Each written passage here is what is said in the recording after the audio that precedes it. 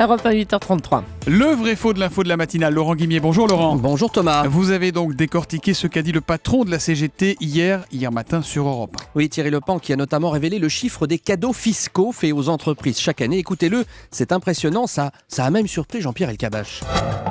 Nous sommes aujourd'hui arrivés à 230 milliards d'euros d'aide et d'exonération pour les entreprises de ce pays sans qu'on puisse en mesurer concrètement l'efficacité en termes de dynamique 230 économique. milliards, ça fait beaucoup dans vos calculs, hein ? Mais oui, ça fait beaucoup.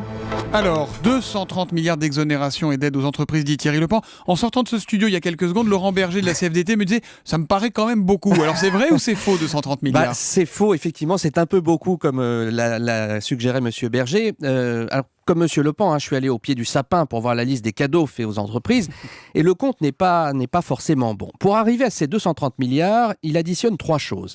Il y a 172 milliards de niches fiscales et sociales par an. C'est un chiffre de 2010 de la Cour des comptes, alors qui additionne toutes les dérogations accordées aux entreprises. Je dis toutes parce qu'il y a les baisses des charges sur les bas salaires, par exemple, mais aussi l'épargne salariale qu'elle octroie aux salariés et qui fait l'objet de réductions fiscales. Donc c'est vraiment au sens très très large du terme. Mais bon, soit.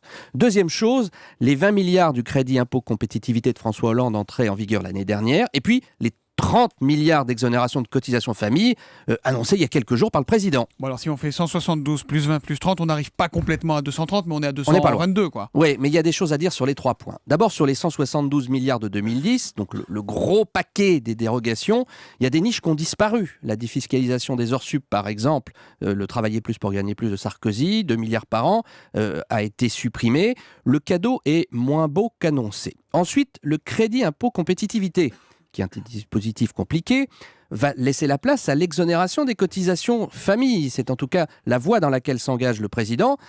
Donc ça n'est pas en plus, on échange les cadeaux. C'est pas pareil. Et puis il y a un troisième point, sur les cotisations famille. Le cadeau ne sera visiblement pas de 30 milliards, comme on l'a dit. Selon le président de la Caisse nationale d'allocation familiale en personne, ce sera 10 milliards, pas plus.